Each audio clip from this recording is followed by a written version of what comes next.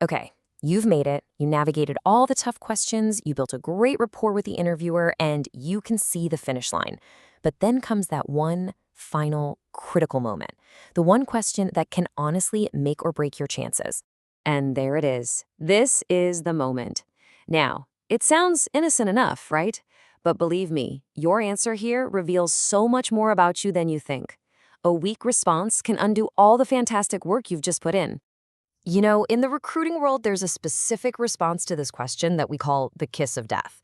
Yeah, it's the answer that just screams a lack of preparation, a lack of engagement, and really a lack of genuine interest in the job. So let's just break this down. Saying no, I'm good, is the ultimate red flag. I mean, even if you're just nervous, the interviewer can't read your mind. All they see is someone who isn't curious, who isn't invested. But saying, yes, I have a few questions, well, that changes the entire game. So, how do you avoid this huge trap? It really starts with understanding that this isn't just a formality. It is your final best chance to make a lasting impression. But honestly, before you can even ask a brilliant question, you gotta get in the room in the first place. Let's be real for a second. You can't ask these amazing, insightful questions if your resume doesn't even land you the interview. And there's a really shocking reason why most resumes never, ever reach a human being. That's right. A staggering 75% of resumes get automatically rejected by what are called applicant tracking systems, or ATS. These are the bots that scan your resume for keywords and formatting before a recruiter ever sees it. This is where so many great candidates get knocked out before they even have a chance. And this is the exact problem our sponsor, MobileCV.ai, was designed to solve. It's a really smart AI tool that takes your experience and, in about 60 seconds, turns it into a perfectly formatted, bot-beating resume.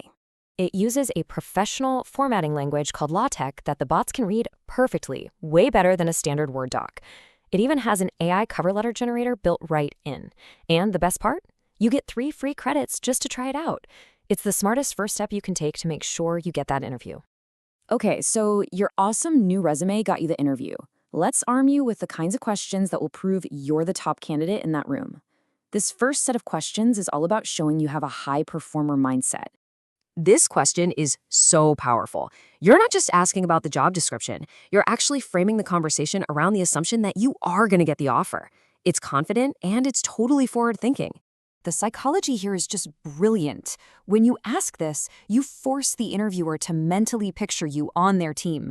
They start imagining you working on your first projects, what your contributions would be. They start seeing your success. You're not just a candidate anymore, you're a potential colleague. Okay, here is another absolute game changer. This question instantly separates you from people who are just looking for any job. It positions you as someone who is focused on this job. You're signaling that you care about what actually matters, getting results. So here's the bottom line. Employers know that only the best candidates ask this kind of question.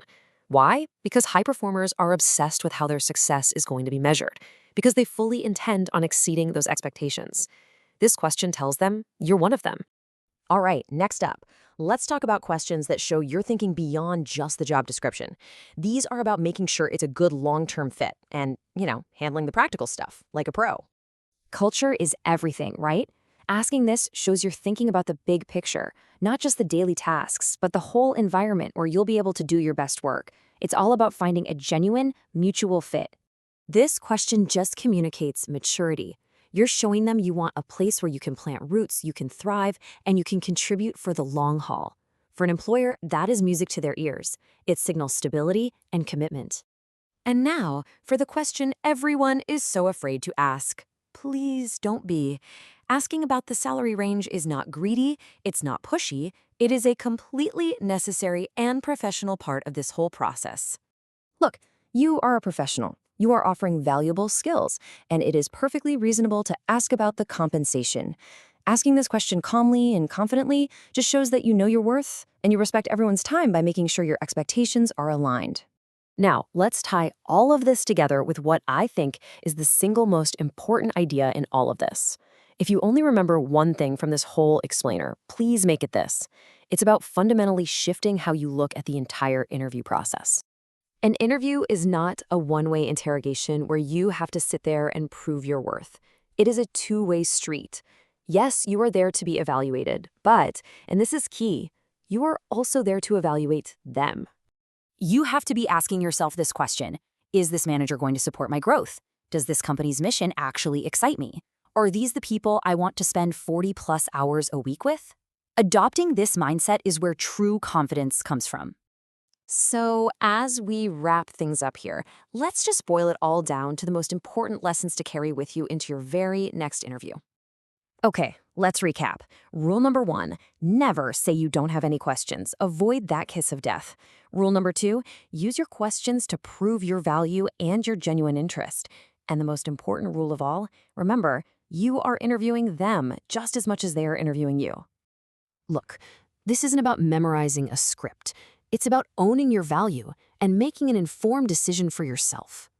So take these ideas, make them your own, and walk into that next interview not just as another candidate, but as a potential partner. You got this.